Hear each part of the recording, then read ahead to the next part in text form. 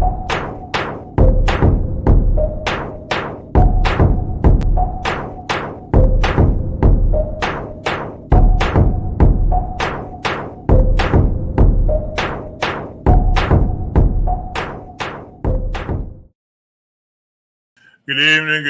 evening, and welcome to a new edition of Urban Sentinel Live. Well, we're going to bring it to you live tonight. Hope everyone's doing well out there tonight. Hated I missed you guys last week. Had a little touch of the flu, so, I had to kind of take it easy. After taking all these shots you got to take now, hey, you just still can't get around it. So I'm feeling good tonight. So I'm ready to get started. I got a good friend of mine tonight. He's an author and a writer of them love books. You don't find many men doing that, but he's doing it up. He's doing a great job. People love him. He goes by the name of Yonder. I call him Mr. Taboo. His surname is Rodney. So hey, we want to bring on Mr. Taboo tonight. We want to bring on Yonder, the author. Thank you, Reggie, for having me. Look at you doing it. First of all, I want to thank you for doing it big, man. Look at you. We live streaming. I think about when I first met you. Ooh, I'm dating myself. Long time ago. Man, long time ago. You the first person that gave me the front page of a newspaper, man. And I'm forever grateful, man. There you go. Thank you. Yeah. For people who want to watch it tonight, if you got anybody who want to watch it, they go to podtv.tv. They can see it. They click on that link. They can see it live tonight also. The show will be going on. It's on YouTube right now.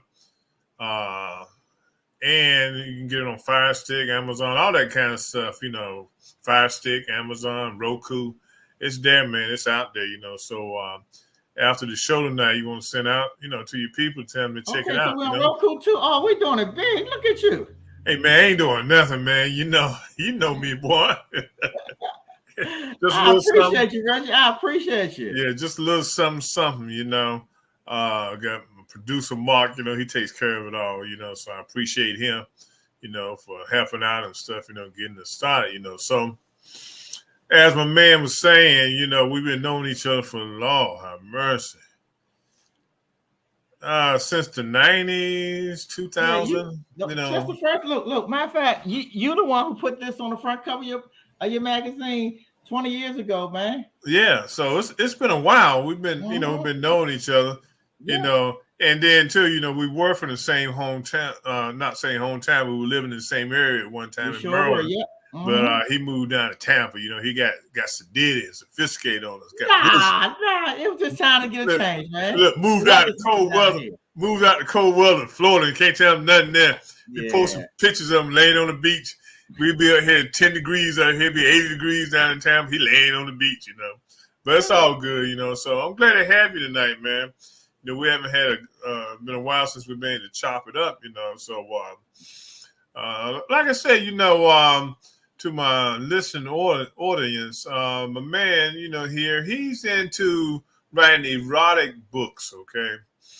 A lot of times you think of women writing those books, but my man Yonder, he's done a lot. He's been out there for a while.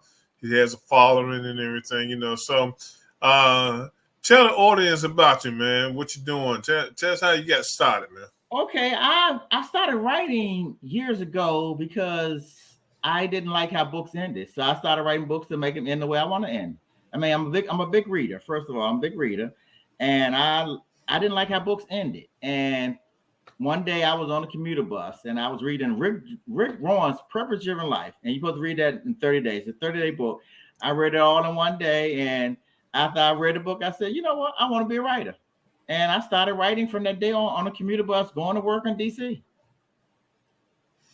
And as I started writing, just on an old black and white new pad and everything. And once you start writing, any writer will tell you, as yourself, Reggie, any writer will tell you, you don't write the story writes itself. Once you start writing, you put down dates and times, you can wake up the next morning, you like, man, I wrote that. Because a good story writes itself. That's right. People say imagination and is that no, a good story just writes itself.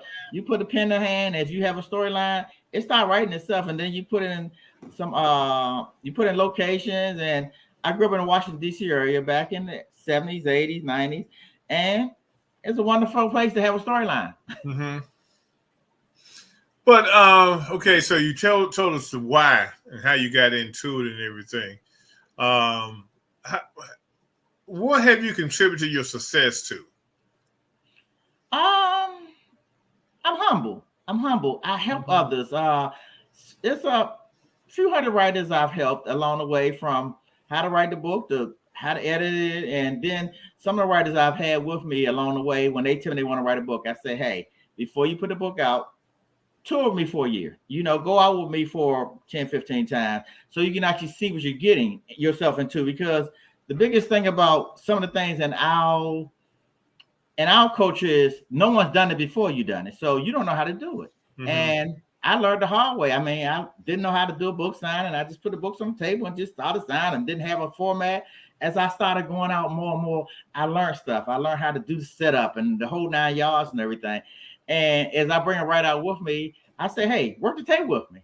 Learn how to talk to people, because they're not buying the book, they buying you. You gotta look the part. You gotta get there, look professional, talk to them professionally, act like a politician. You're hugging people and kissing babies, because it's all a process. Because it's when you're doing a book signing, it's roughly no less than 20 other authors there with you. Sometimes it's 200-300. You do the Harlem Book Festival. It's 500-600 people out there. You got the Zanes, you got the Michael Bazins, you got the Steve Harveys, you got the big boys. So it's hard to get noticed along a whole lot of big boys. But if you got the charisma and the talk, and folks can read your stuff, and you're user friendly, they remember the user friendly person. They remember the person who talked to them, who laughed with them, who joked with them, who held a baby for them while they tied the tennis shoes or whatever. And that becomes part of what they do, and they remember you for certain things, and they start following you. And this is before there was social media. My books came out 20 years ago. There was no Amazon. We sold our books out of our trunks, and the few black bookstores we had from Caribou. My first check was given to me by, you guys probably heard of him now as you watch TV. There's a guy named Carl Weber who has 2 shows out called The Family Business and The Black Hamptons. Carl Weber signed my first check. I used to do book signings at his bookstore in Baltimore, in Madonna Mall. So you start off like that way. Like I said, Carl Weber gave my first check for books from his bookstore. I do book signings at his bookstore in Madonna Mall in Baltimore called Urban Knowledge. Mm-hmm. One thing I want to tell my listening audience, and I'm a very casual guy. I'm kind of laid back and everything. So you gotta excuse me in my T-shirt tonight. My brother over here, he got a suit on and stuff, but that's him, okay? So look, tell me something. How, like you said, the competition is tough out there, okay? There are a lot of authors out there of erotic books and everything. And one that comes to mind all the time for many people because of her exposure and her movies that used to come on HBO is Zane, okay? So, just tell us about working with Zane and just being around her and how she has influenced you. Actually, I've never met her personally, but I have been at different events with her where she was at, and just reading some of her books influenced a whole lot of my writing. Love her writing style, probably the best to ever do it, really. And really just reading some of the stuff, and hers is so real. So what I did was made mine as real as hers was. I mean, really. And I'm built as the male Zane because she's female. I'm built as the male Zane. But just her stuff was so real, and it was so unorthodox. If you read her stuff, you'll see it's so unorthodox in the way she wrote. And I write unorthodox. I don't write my book in chapters. I write my books just how I talk. I talk, and then I have certain sections of my books say pause because I explain what I'm talking about. Because, being from different places, different things mean different things to people. Like I explained, my book starts off in 1988 at Haynes Point. The way I start that book off is to say, in every city, there's a place that everybody hangs at. In Philly, it's called the Plateau. In my hometown of DC, it's called Haynes Point. We all hung on Haynes Point back in the day. And another thing I do in my book is I pause and I put BTS. BTS means back to your story. I'll break off from a story to tell you another story. Then I'll come back and say BTS. Back to the story. Because I write as I talk. The same way I talk, I write. And as you have in dialogue, like when you talk with your fellows, especially I know you frat. So when you talking to frat, y'all in y'all own little zone. But you got to explain it to somebody who doesn't know what y'all talking about. Well, look, okay, tell me, how do you come up with your ideas for your storylines? All of my stuff is basically true. I just changed the location. If they were light skinned, I made them dark skinned. If they were white, I made them black. If it happened uptown DC, I've made it in Southeast DC. If it happened in Maryland, I made it Virginia. And I just changed the names to protect the innocent. Okay then. All right then. Okay. We got you, bro. We got you. But think about this, Reggie. Think about this from the side. You frat. Okay, I hang with number frats. I know frats, I know sororities. So been around bike clubs, the whole 9 yards. You guys have a whole different way of doing things, and it's code that you guys only know about. It's places you guys only know about being in. If they not frat, they don't know about that spot. It's just like with certain things you do. It's certain places that you've been on the other side of this mountain, and they never know that mountain. The other side of the mountain exists. That's how it is with writing this stuff. It's things that you've done along the way, and things you know about that. I always say you keep it in closet. You hide away from stuff. But if you actually ever put this down on paper, you blow some people's mind. It's situations you've been in, especially college folks and frats and military, wherever you come from. There's certain things you know about that you have to be in the inner circle to know about it. Yeah, you're right about that. You do. And like you said, each fraternity, each sorority has their own way of relating with each other. And, y'all talk your own language. Y'all got your own language. Yeah. We most definitely. When you see frat, when you hear you're in DC and you see a frat from Pennsylvania, y'all go right down the line. You just met this dude today, but y'all got some secrets. That's right. He say, hey, remember we was at Howard back in '88. You know exactly what he's talking about. You ain't got to say no more. And if there's certain people around you, you say, all right, we'll talk later. Because they can't know about that. Now, how many books have you written over the last 20 years? How many books? Okay, I have actually 9 out. I have 9 out. Taboo. Let me see. Let me show them to you real quick. I can show you back. Okay. This is Taboo 1. This is my first baby. I call it because all the books are baby. This is Taboo 2. They all a series. Taboo 2. Taboo 3. Taboo 4. And Taboo. Give me 2 seconds. Taboo 5. But I also write murder mysteries too, Reggie. I don't know if you know that yet. I write murder mysteries. Oh no! Wait a minute. I write murder mysteries also. One is called Taboo Mocha Secret. This is a special one to my heart because this is my first murder mystery. What I did was take 2 characters from the Taboo series and put them in here, but now they're killers. They're killers. It's a mystery book. Then I have Lost to Turn Out Upside Down. This is a really great one. All of my books are basically named after songs. My first book is called What I Do Is Taboo. That's based after Sade's Sweetest Taboo. This is Lost, Turn Out, and Upside Down. Remember the song by Olivia, Lost to Turn Out? That's what this is. Lost, Turn Out, and Upside Down. And then I have two of my favorites, actually, the Incubus and the Succubus. The Incubus is that male, the man that any woman wants. He becomes what he wants. She like him tall, dark, and handsome. She like him red bone, whatever. He turns into that person.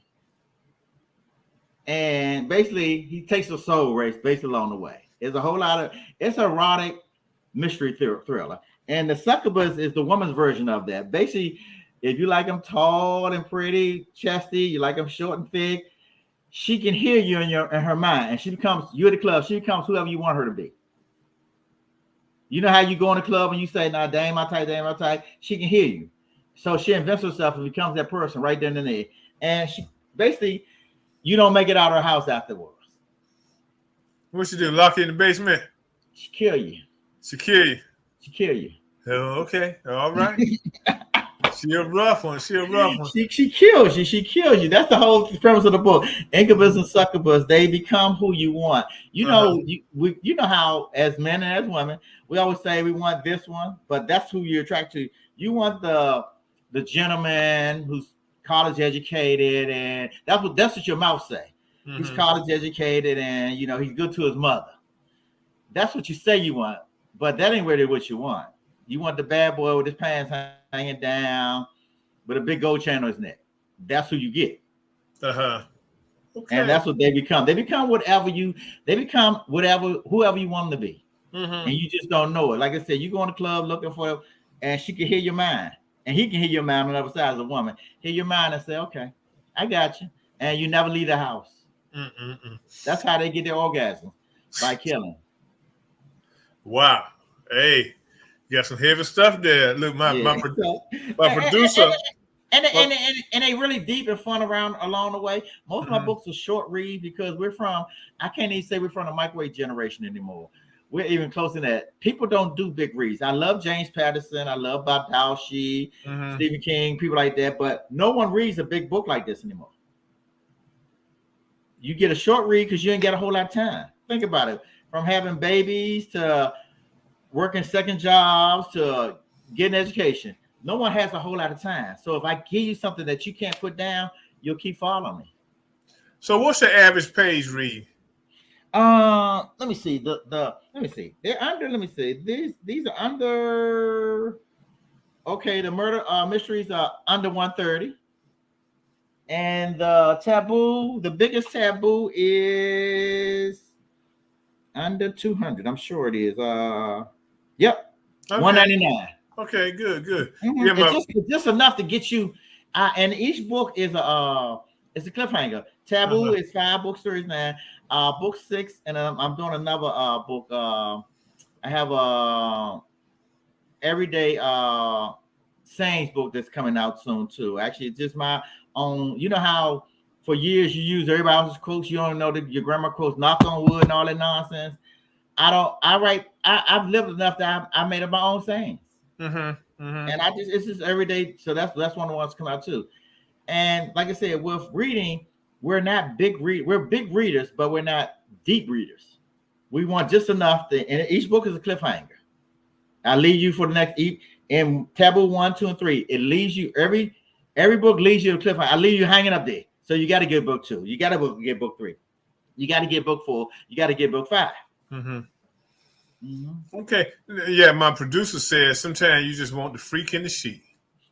And sometimes that's what I give you. I mean, it start off. Let me give you a tidbit of how book 1 starts off. Book 1 starts off. I mean, and I go straight in. I don't. You know how typically a book has all the thank yous in front and all that. My thank yous in the back because you didn't buy my book for me to thank. I mean, of course, I thank God and the people that helped me along the way, but that ain't why you bought my book. You bought my book for what you want to read. This one starts off. I have sex in public. I would do your wife and your girlfriend. I please myself in public restrooms. That's why what I do is taboo. I have no morals and a big ego.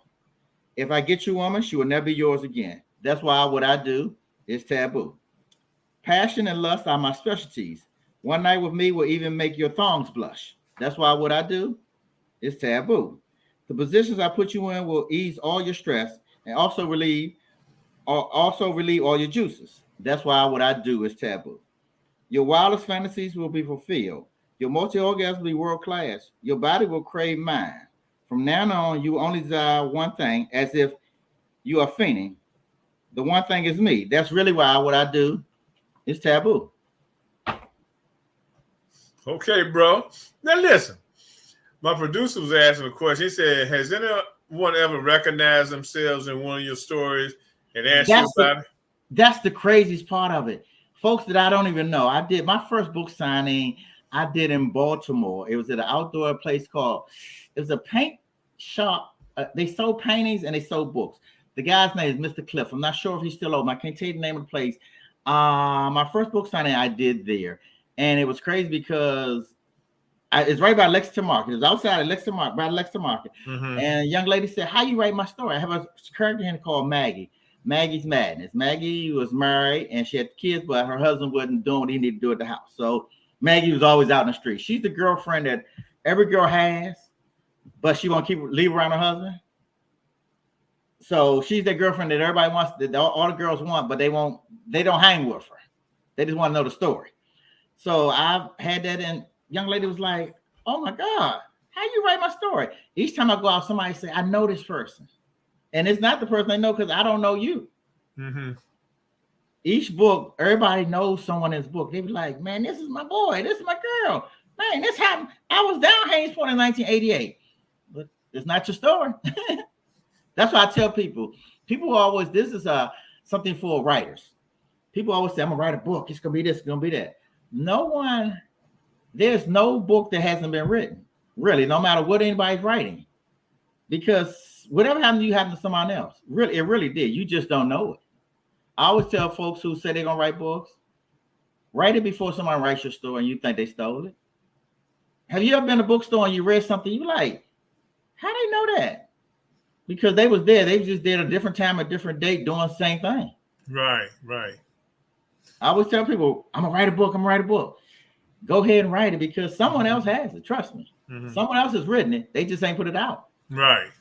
Now, when you go back to the murder mysteries, just very quickly, what writer inspires you when it comes to murder mysteries? You know what? I wrote a murder mystery because I was pushed. My editor, Leah Reynolds, pushed me. She edits my books, and she was saying, hey, have you ever thought of killing somebody? I was like, no, I ain't never done it. She said, look, you'll do good killing. So I started killing people, and I was like, oh, that's good killing. You know, because I kill like women kill. If a man kills you, he do a drive-by shooting. Uh-huh. When a woman kills you, she puts something in your food and your ear fall off. You follow what I'm saying? Mm-hmm. It doesn't happen immediately. It's 5 years down the road, and next thing you know, your knees done fell off, your toe done fell off. You know, a woman kills differently. So that's how I kill in books like a woman. And look, not getting off the stories topic, is Leah still living up in this area? No, she lives in Atlanta now. Oh, okay. Mm-hmm. How's she doing? She's still doing writing and stuff and editing and stuff? Yeah, she's still doing good. Okay, good, good. I ain't talked to her probably in ages since last time I talked to her and everything. Now, my producer Mark was asking, are you familiar with Carl Hassan? I'm not. He's a murder mystery writer out of California. Okay, the only one that I'm really familiar with and I actually met him is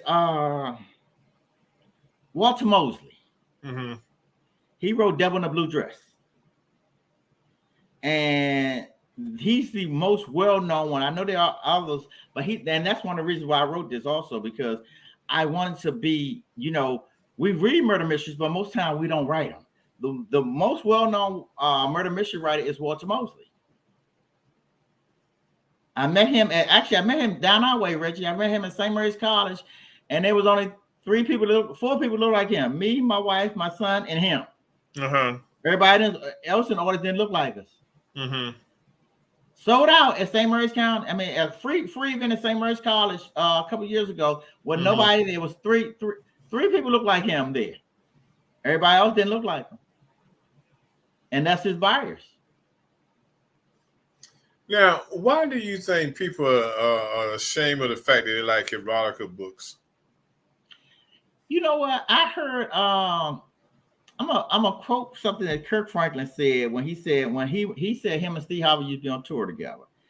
And he said the biggest thing between him singing gospel and Steve doing comedy is Steve doesn't have to have a mask on.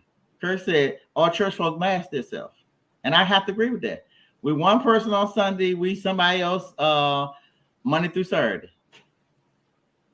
Think about it. If you think of every industry, it ain't just get done by because folks aren't churchy. Church folk buy everything else, from electronic stuff used in the bedroom to everything else. Everything church folk buy. They just have a mask on about them buying. You think you can go further, Reggie? Cigarettes and alcohol. Church folk smoke more cigarettes and drink more alcohol. Uh-huh. But they mask it. Mm-hmm. Yeah, Kirk Franklin said that the other day. I heard him say, I was like, that is so true. Church folk, I mean, really, there wouldn't be no R&B if there were no church folk. I had to pop in on you, Reggie, because I had to add something to what he just said, because I have a good friend of mine, Ray Pascal, that is very active in his church here. He does some of our musical stuff at the church that he goes to. And as he puts it, because he is, like myself, still in that single space, and I'm in my early 60s, church folks can be some of the biggest freaks out there as well. So I'd love to hear your thoughts about that, Yonder, because church folks can be some of the worst freaks out there, despite the fact that they tried to hide that aspect of their lifestyle. Come on, let's be honest about it. I mean, really, come on. With the church folk, I mean, really, think about it.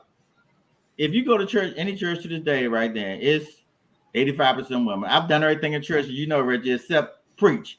I ran every ministry. I was Pastor Paul Burr, and we would talk about, oh my God, ain't nobody here. If a man want a woman, he need to go to church. Because that's what they at. Yep. I mean, from the choir on down. I mean, and then one of my first pastors, I have a whole lot of friends who are pastors and bishops. And one of my book one was edited. My original editor was a pastor. One of the pastors, she edited my first book and gave my first critique. Wow. Along those same lines, and I'm gonna turn it back over to Reggie and everything. I was telling Reggie before you came on yonder that I work at the Cultural Arts Center here in Durham, the Hayti Heritage Center, and there was a young lady named Deisha Filion, and she wrote a book called The Secret Lives of Church Ladies, and all along those lines. But one of the things she talks about was how a lot of times in the church, people are very much into their food and that culture of food. And if you're not cooking the food right, they will let you know that it's not being cooked right. So you can't just do any potato salad. You just can't do any style of chicken and everything. But she was also talking about the way that the people are treated in the church. Because in her talk, she was doing a talk back with another author after during this book signing and everything. She mentioned that she got sent to church as a school kid and everything because her parents and her mother and her grandmother weren't accepted by the church because they were divorcees and everything. So that's one of the things we were talking about, me and Reggie, before you came on here, because that's part of what she talks about in her book is how she got sent to church, and then I think she even was a smart ass kid, for lack of a better term. It was like, how come I got to go to church and y'all ain't got to go to church? But that's when she learned that this whole notion of the way the church treated divorcees and that kind of double standard that exists. So I was just wondering your thoughts around that yonder, because it does seem like guys get it one way and can do whatever they want to in the church, but women don't always get that same kind of respect. But even single mothers, I mean, really, you see them and you see how church women treat them. Going to church as long as I've been to church. I met Reggie at church. Going to church, I used to do security at the door for the pastor. And I never wore, actually, you see me, Reggie see me in suits now. And I didn't wear church clothes to church. I wore shorts and tennis shoes and stuff like that because I need you to be okay with me at the door. When a brother comes to church or sister come to church, she said he regular Joe. One of the young ladies I laugh at today, friends of mine to this day. Actually, her husband is now a pastor. She told me I joined the church. She said because you'd be able, I sing in the choir with shorts on. She said you like Russ. She said there was nothing churchy about you because you're not gonna come in these doors to get what the glory got for you if you think you're being judged. Come on, we all have been drunk on Saturday night and go to church Sunday morning. Oh, you know, and one young fella, bless his heart, he's no longer here. He's come to church, and I was seeing him. I grabbed him to the side. I said, "Hey, I got some cough drops." I give him 3-4 cough drops. I say, sit in the back. But he was at church with his wife, you know, and we laughed about it. And then when he come out of church, he said, "Man, that cough drop ain't work. I can still taste it." I said, "You came in here with it on you, but where was he at next Sunday?" At church. We talk about the Reds, whatever, you know. He coming to the Lord's house trying to get himself right, you know. So I'm like, look, we always out. I call it playing church. We all play church until we decide this is the way we're gonna go. No, that's very true. Just really quick, and this is for both you and Reggie and everything. One thing that used to tease that I used to love doing, because like I said, I've been in this single space for a number of years in my early 60s and now and everything. But it is hilarious as all get out when you go to certain churches, and particularly certain holiness churches, and they are ready to deem that you are going to be that person's wife or that person's significant other. So I love how as soon as you walk into the church, they're like, "I have prophesied that you were going to be that person's wife," and everything. You go like, "I ain't even decided if I like them yet," and everything. Right. But and it's so funny that prophets don't listen to themselves. I had a prophet basically. This basically told me that, hey, that I was in the church one day and he said, "Hey, I need to talk to you." I was like, "Hey," he said, "Well, the Lord told me that." And the crazy part about it, he told me what the Lord told him, but he didn't follow. He said, and he told me that the Lord told him that he needed to know me because I knew the people he needed to know. But he really didn't want to know me. But I really did know the people he didn't know, including you, Reggie. We're put some of this church stuff in the newspapers and things of that nature. He was like, and I knew all the folks he wanted to know. He wanted to get in TV and radio. I was on radio 20 years ago, when people have folks on podcasts and online stuff now. I was doing this 20 years ago. We were actually totally before Sirius and XM Satellite hooked up. We were actually supposed to be on a contract with them. I was on a thing called IM4 Radio. I was online. I was on radio 20 years ago for 4 hours each night on a Saturday. And this is before you had it all on your phone. So that meant you had to sit home on Saturday night and listen to me for 4 hours. So who listened to me? You know, you ain't at the club. If you're at the club, you ain't listen to me. You had, because that's when you had to do everything at home on your computer, doing the MySpace errors. So what we need to get, what we need to, let me put it this way, in a good churchy way, we need to start telling people what's really going on in the world and let them live the world. Yeah. I mean, LGBTQ didn't just start yesterday. It's been around. We just let them out. I mean, nothing against any of that, but church was the biggest folks who hit them. Yeah, I mean, you know, now, but church hit them a long time ago. It's been that way. This ain't nothing new. We're making it seem like it's new. We're making it seem like it's wrong. And you didn't. No, that's been going on.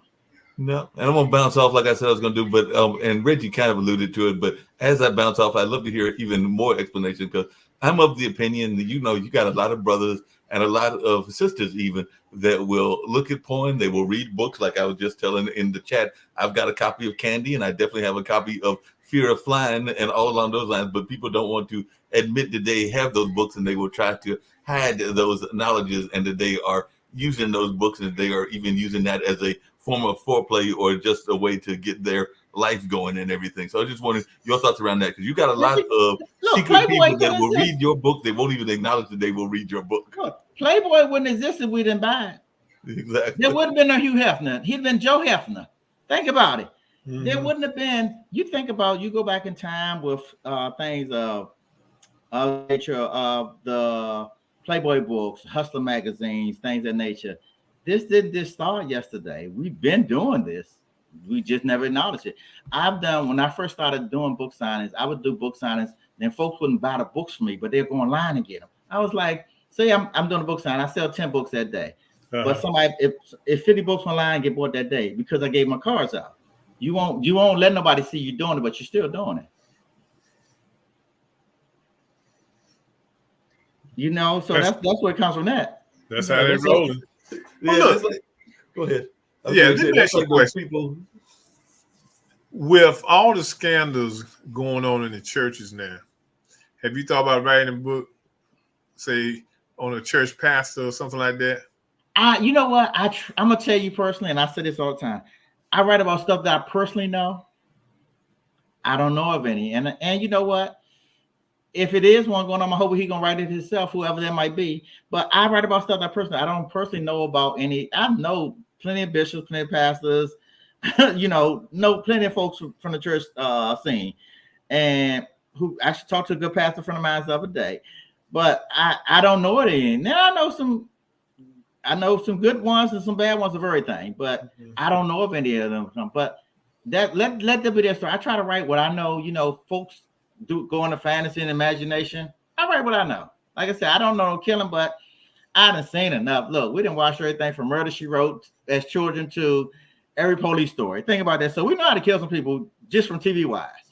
Reggie, just really quickly, I was going to tell you there's an author here in Durham that actually has written the kind of book that you're talking about and everything. It's a gentleman, and yonder you can look him up. His name is Carl Kinney. He's a reverend, has been a reverend for a while and everything. And he wrote a book called Backslide, where he was talking about some of the things that he went through in his own life as a pastor and some of how he backslid. And he also wrote a book called Preacher Man. So he acknowledged some of the things, and he was at a big church where he acknowledged some of the things that he did in his ministry. So he did write his story. He also wrote a story where he was praising his dad and his love of his dad, which is called My Daddy's Promise. But definitely Carl Kinney is here in Durham, and is one of those people that was a pastor that also acknowledges his mistakes. And see, that's a genuine book. That's when you can read one. See, a whole lot of stuff is made up. I'm cool with that too.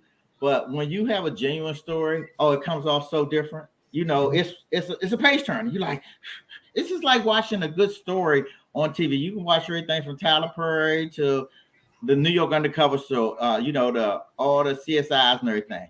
Man, CSI Miami is one of my favorites. I feel Horatio got it down packed more than everybody. He feel that story. But then you watch some of the other ones, the new ones, the FBI and stuff like. He's like, they just started acting yesterday. You know, when you see somebody who really into a story, you be like, you know, when Horatio put the glasses on, you done. You know he get him.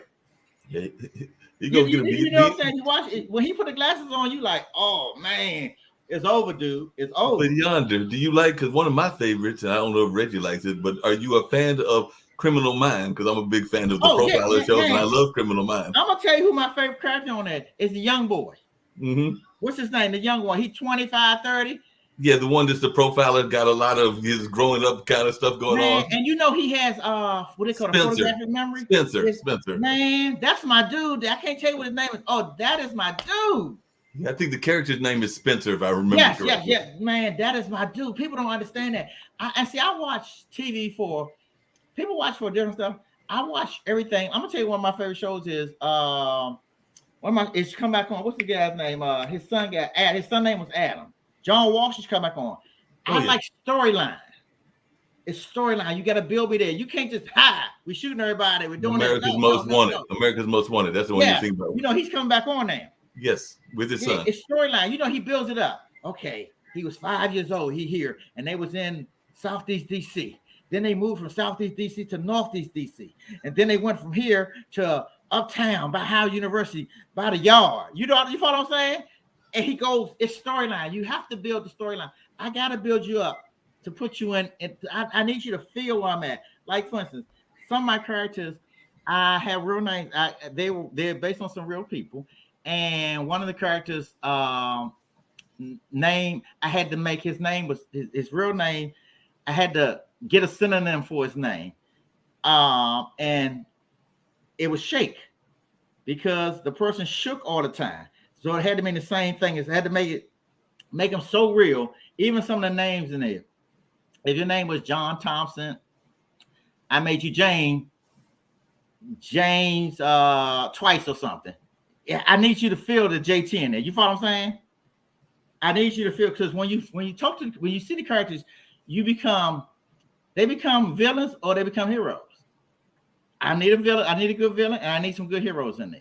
I want you to feel this person. One of the best writers I've ever talked to, he's actually in North Carolina now. A guy named, you guys might have heard of him. He said he's in North Carolina now, but he's from New York, from Harlem. His name is Treasure Blue. The only book I've ever read in my entire life that I had anxiety. I cried. I was mad. Really, this book was so good. It's called Harlem Girl Lost. This book was so good that I was at my good government job back in the day, and I told my supervisor I was sick because I had to go in the bathroom and finish the book off. That's what you want to do. You want to feel your characters. You want them to win, or you want them to lose, or you want them to stop doing whatever they're doing. You know, you want to feel the character, like he's saying with the pastor. You understood him because you knew it was his story. Now, look, Yonder, do you have any plans to take in your books and make movies out of them? That's what my next plan is. That's what I'm really working on now. I want to make them plays and then movies, or movies and then plays, whatever way it goes. Haven't started working with anyone yet on that aspect of it, but that's really why I want to go with these, because I feel that it's a storyline that people can relate to, you know, because one of my books, after they do all that crazy stuff, they go to church on Sunday. They trying to get itself together. They just recovering holes and things in nature. They trying to get life together, you know, and people don't realize this. Even though you're on that side of it, you're still trying to live right, you know. Everybody don't want to be a hoe the rest of life. Everybody don't want to be a freaker the rest of life. If you're going to be there, you want to be there for one person. So everybody's trying to get this up. Each book, they're getting better. They're going to college. You know, they're trying to get this up together, but they still got issues. Okay. All right. Yep. You're right about that. You're right. To this day, we could be 50, 60, 70. We still got some issues. One of the young ladies I just met recently, and she's the head of the book festival I'm going to do, and she's from DC, and we talked a whole lot, and we really related because she's 70 and she writes erotica.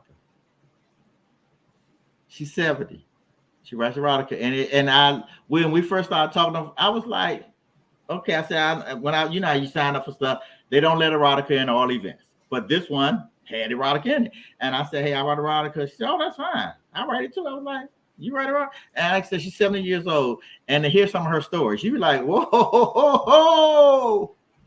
And she's 70. She be throwing down, huh? Yeah, really good stuff.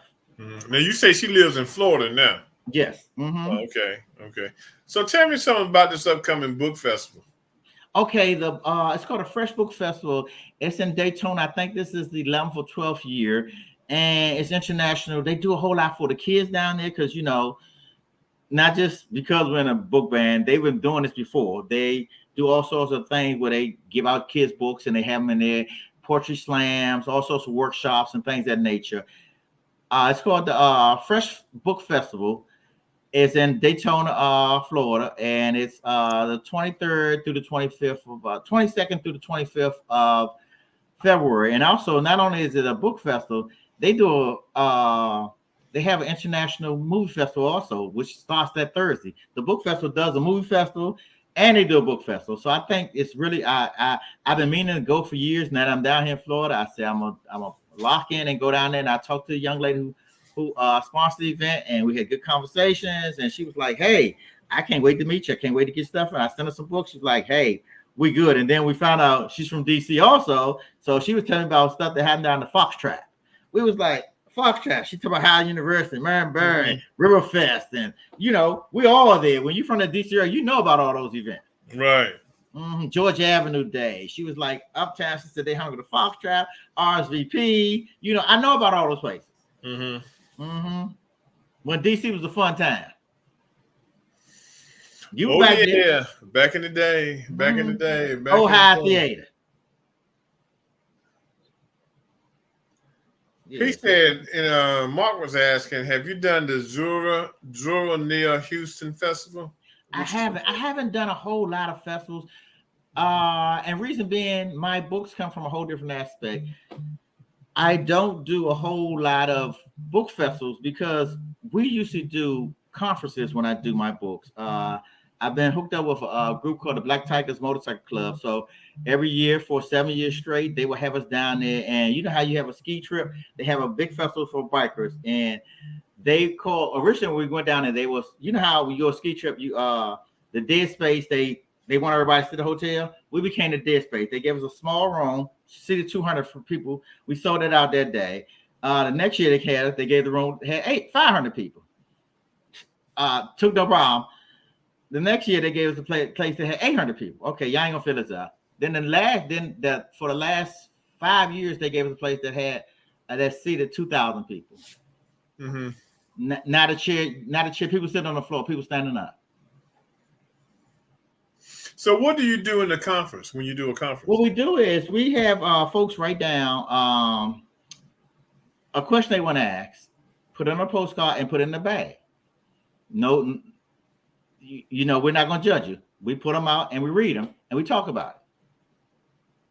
And it becomes a whole theory of knowledge and folks standing up, asking for the microphone. They telling their version of this. And it's 4 hours long. And really after 4 hours, they still want more. They're not getting enough. You're talking about 2,000 bikers, male and female. That's awesome, man. That's awesome. So, man, we done covered a lot tonight with you, man. You know, with your writing and stuff and your style, things like that. Now, what kind of advice do you have for someone who wants to get into the erotic writing business? I would just say book writing. They will have to, I would say read books first. I learned how to publish my book because when I first came out, nobody published me. So I read a book on how to publish a book by a good friend of mine named Kwame Alexander. He just won recently. I'll send you the clip. He just won an Emmy for his book called The Crossover. He just won an Emmy. The only brother you ever seen won an Emmy. He just won an Emmy. New York Times bestseller. A good friend of mine named Kwame Alexander. I read a book of how to write a book because when no one helps you, you have to read about it, find out. So I read a book of how to write a book, how to publish a book, and I read this book, how to publish a book. It's called Do the Right Thing. Once I read it, I was like, that's it. No one tells you how to do this. So learn as much as you can learn so you'll sign the right contracts and be in the right place. It's like the music industry from a different aspect. Or the movie industry, you know. You don't know where you're at, you'll sign a stupid contract and you'll owe them your copyright and everything else. But you can do all this yourself. And if you start writing, I would suggest that once you write it, go to librarycongress.gov and get your stuff copyrighted. I think it's $60 now. You push a button, you load it up, you push a button, they'll send you a sample copy of your copyright that day, and in 2 weeks they have the copyright in mail by the federal government, and your stuff is copyrighted. Don't give your stuff. Everybody wants to have someone to read this stuff. Hey, read, what you think about this? I get it all the time. Folks always say, hey, Yonder, I want you to read this chapter. I want to see it. I said, no, because if you like it, I love it. You have to sell it, so you got to like your chapter. I don't have to even care about it. You have to like what you write. Not me. I'm not your reader. You're your reader first. You got to be your biggest fan first. Then you'll get fans. You'll get readers. You'll get writers. But you have to like this yourself. You can't say my cousin liked it, my mama liked it, the dog liked it, Reggie liked it, the producer liked it. You got to like it. Yeah. When you like it, you'll sell it. You'll push it. You'll be part of it. It'll be your baby. But if you don't like it, just like throwing a basketball down the street and you're not a basketball player. Hey, Yonder and Reggie, Zoe Neal Hurston, who I mentioned earlier, and her festival is in Edenville, was part of that great Harlem Renaissance and all along those lines. I've heard several people for the last several years, whether we're talking music or talking movies or a number of other styles of creativity, thinking that we're in the middle of another Renaissance. So I was just wondering, and this is for both you and Reggie, if you think we're in the middle of another new Renaissance, because we had that Harlem Renaissance that was in the late 1900s, and it seems like we might be in the middle of another new one. But I was wondering your take on that, Yonder, and also your take, Reggie. I just said that I just had this conversation with the young lady from Daytona. We're right. We're basically, I think we're going to another Renaissance because out of nowhere, I don't know if the pandemic brought it on or what brought it on. I don't know how the first Renaissance got brought on, but I think we're back into reading and learning and being. And I think we're back into a Renaissance. I just had this conversation, and I don't know what the years they happened, but we talked about, folks want to be, everybody wants to be an instant star. One of the things I say about books, it doesn't make you instant star. It opens doors for other things to happen. If you go back in history, most folks knew who Maya Angelou was, but they didn't really know who she was till Oprah started bringing her back out. Terry McMillan's Wait and Exhale was out 20 years. They wrote the movie 30. They wrote the book 10 years later. So it was out 30 years before we knew Wait and Exhale was. It's usually, I can't say years, but most of us have been doing this 20 some odd years or 20 years. And that's when it's really at its peak. It's about to, I'm thinking, so I can't put a time on it because I don't know when the first Renaissance happened, but I do know when it happened, but it's a timing thing. And then you think TV has given us everything and nothing. It's some good stuff on there, some bad stuff on there, some terrible stuff on there.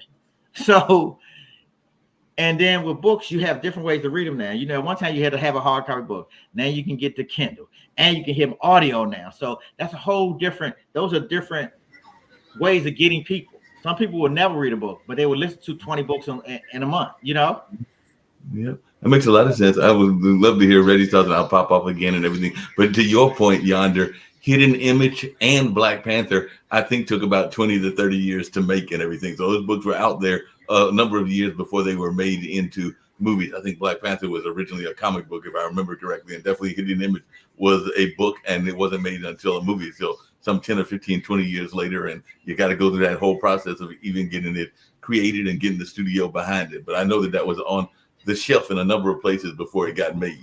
And most movies, most people don't realize this is and it's so funny that we watch so many movies, but we don't realize we've never read that book. People don't, like you said, they didn't know Black Panther was, like you said, it was originally a comic book. Most people have never picked that comic book up. Most, right, like from Devil in a Blue Dress to half of the stuff we watch on TV now. Those are, I say half, maybe 80% of the stuff we watch on TV now was a book. Yeah, when you talk about Renaissance, I think we probably are going through another Renaissance, and like you said, probably for the pandemic has brought a lot of it on because we were at home, we didn't have nothing to do, so everybody was trying to find something to do, and so they said, "Hey, let me try and put my hand to the pen and see can I, create a book."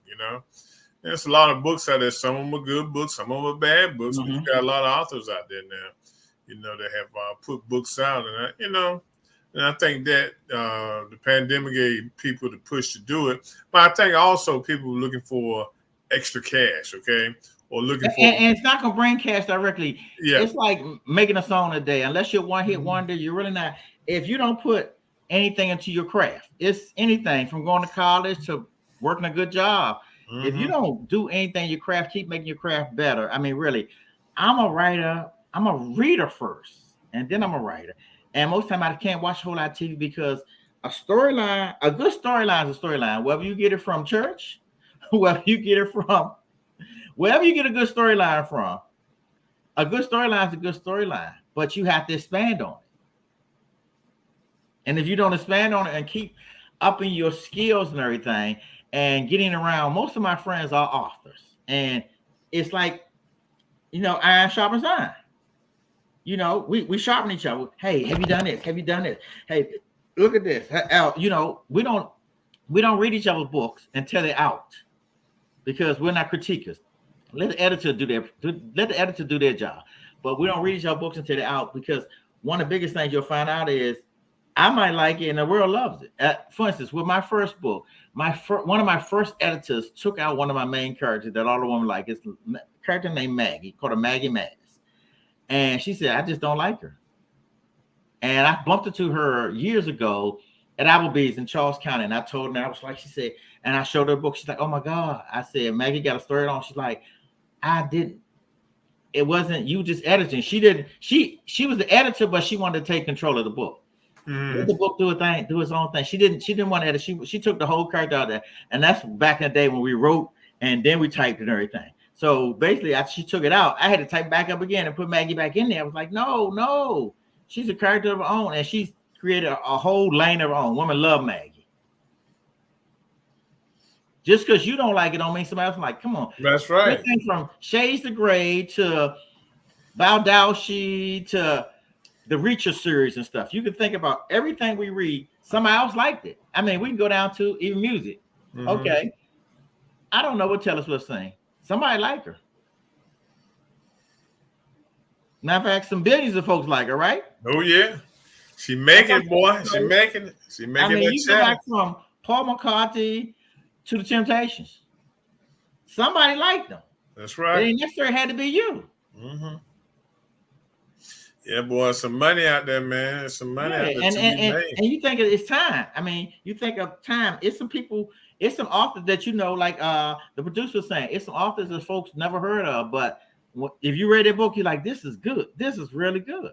And that's how a whole lot of us are until it's unsung and unspoken until it's that time. And I believe everything is in timing.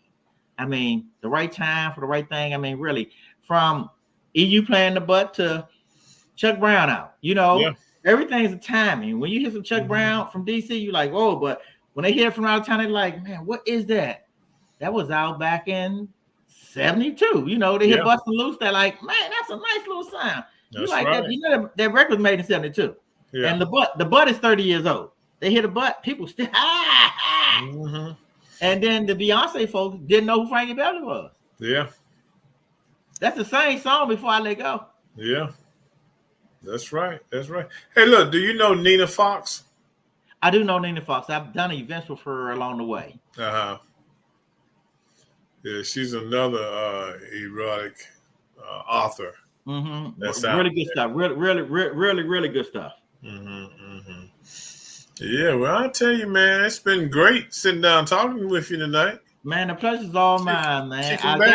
I got a new writer for you too. My niece is a writer, and I said, okay. I told her about you, and she's a young writer, and I said I'll talk to my boss and see. Don't even go there. A new writer. Hey, I'm looking for a lot of writers. I mean, not a lot, but I like if I could get me probably 5 to 10 steady writers.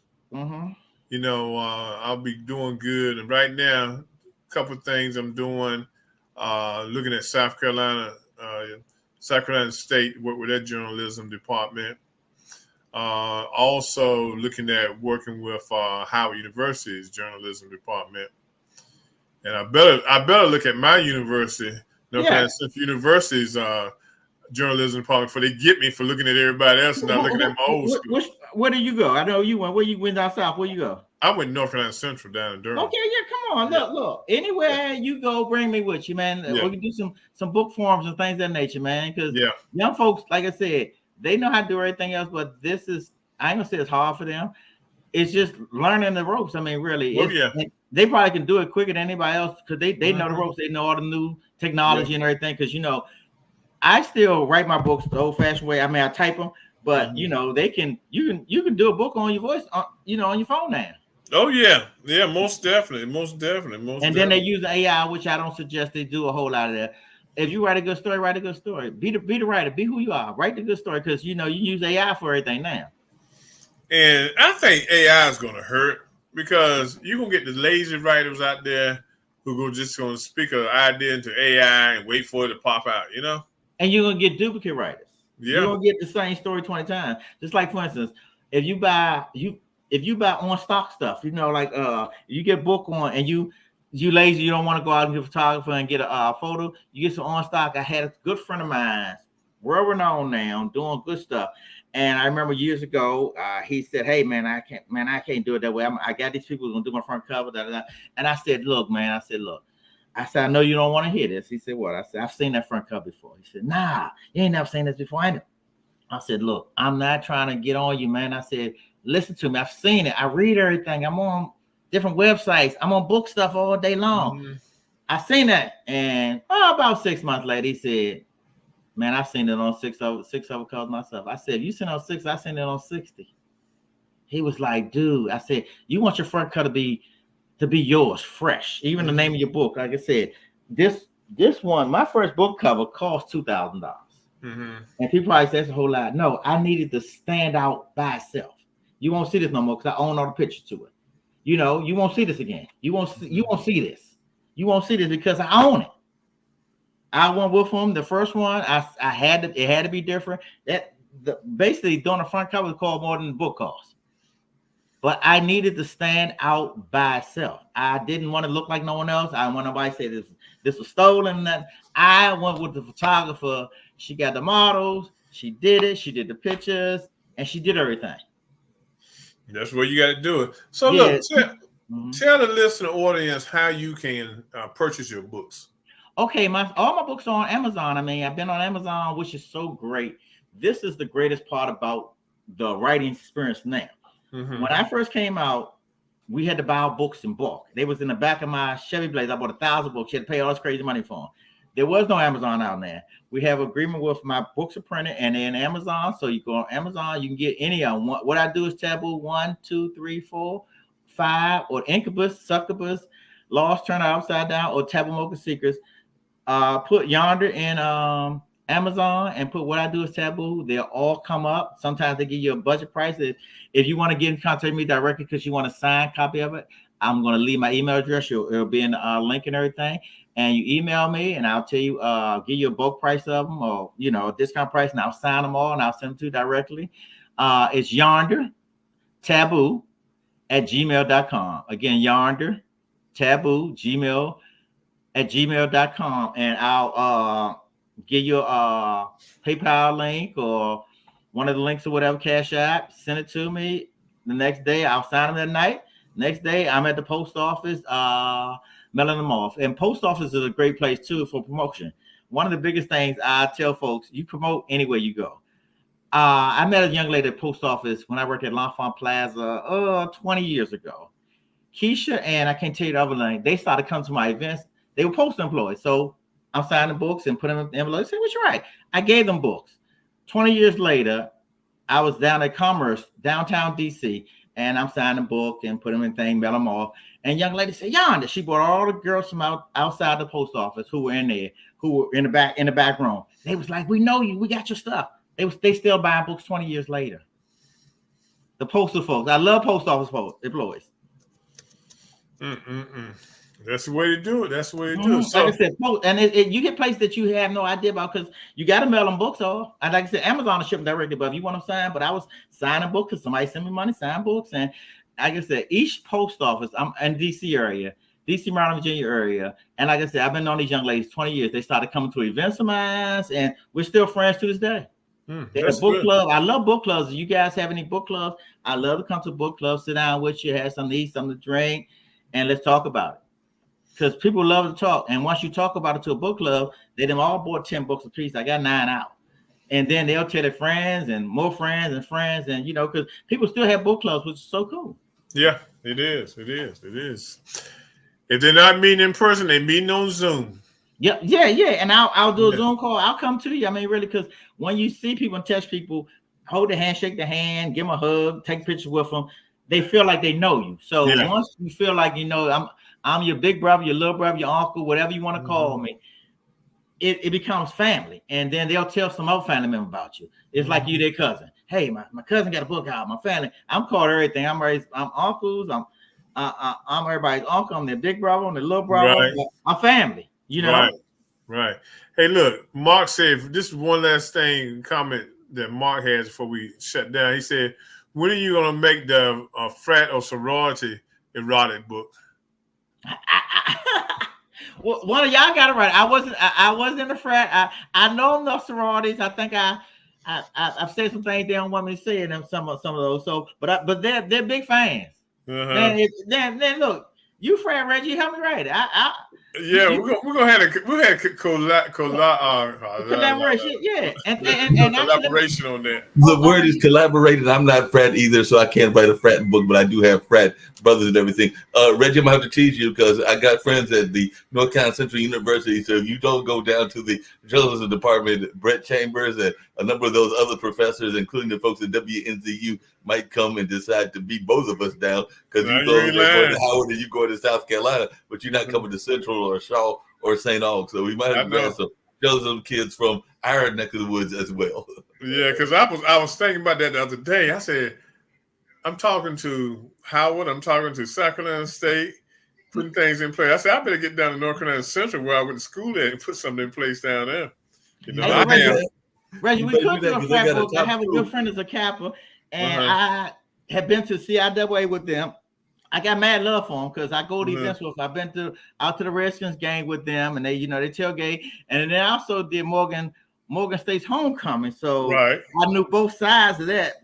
Really, I was the Q Dogs and I knew the Kappa. So it was a funny thing because I knew both sides, but I went to school with neither one of them. But I knew both sides because they all grew up in my old neighborhood. I grew up in Southeast DC. So we was in Southeast way before we were friends. So I knew all sides there. So I have a whole lot of friends that are friends. Yeah, so I got to jump on it. I got to jump on it. And a whole lot. I worked for DOD for 21 years. Got a whole lot of military buddies too. Yeah. Yonder, by the way, that Brett that I was talking about, I believe he's from Southeast as well, because I know his sister is in the beauty business. I think she might still be in the DC area, and her was dating a producer by the name of Blue, and all along those lines. They might even be married, but I think Mr. Chambers, who is with the journalism department over at Central and has been there for a number of years and also has one of the longest running open mics at any nightclub. I think it's been going on for 20 or 25 years. He is from the area.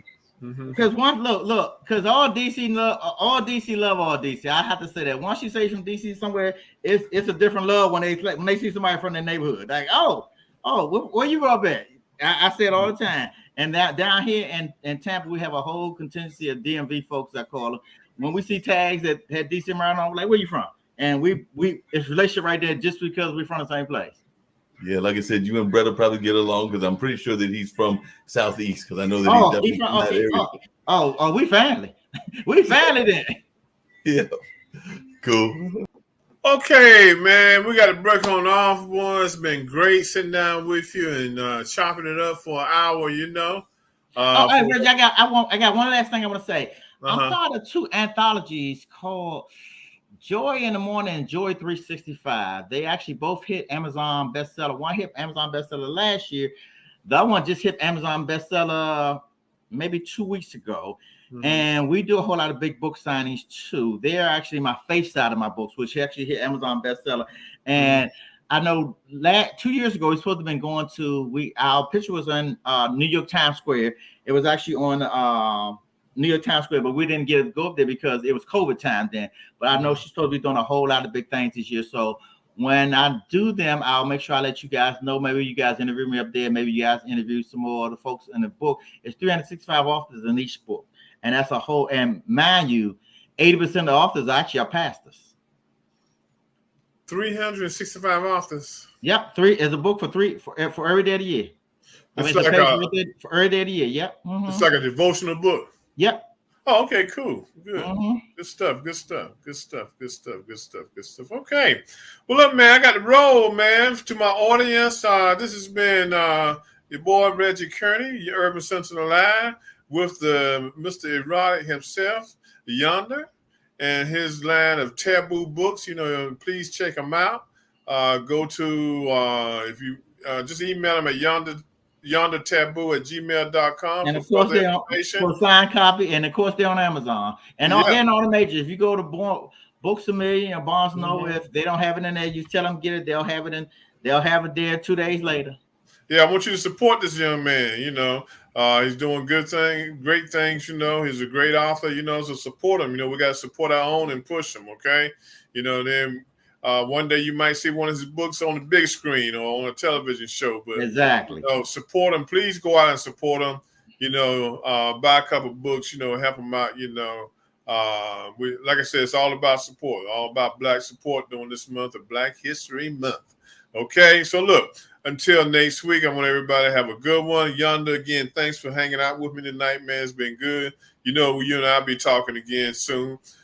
Just take care. If there are any authors out there, please get in contact with me. You can hit me up on Instagram at the Urban Sentinel 2.0, or you can hit me on Facebook at Reginald Alphaman Kearney. Okay, made it easy for you. So just message me. You know. So until next week, everybody be safe. Take care of yourselves. You know. Enjoy this sunny weather we have for the next couple of days, because you know it's gonna get cold again. You know. So look. We're not down in Florida like Yonder is. So like I said, man, you know, continue to enjoy life, man. You know, again, thank you. And we will be talking. Thank you so much, Reggie. Okay, man. Be good now. Be good. Be good, everyone. Be safe now. Have a good week, everyone. All right.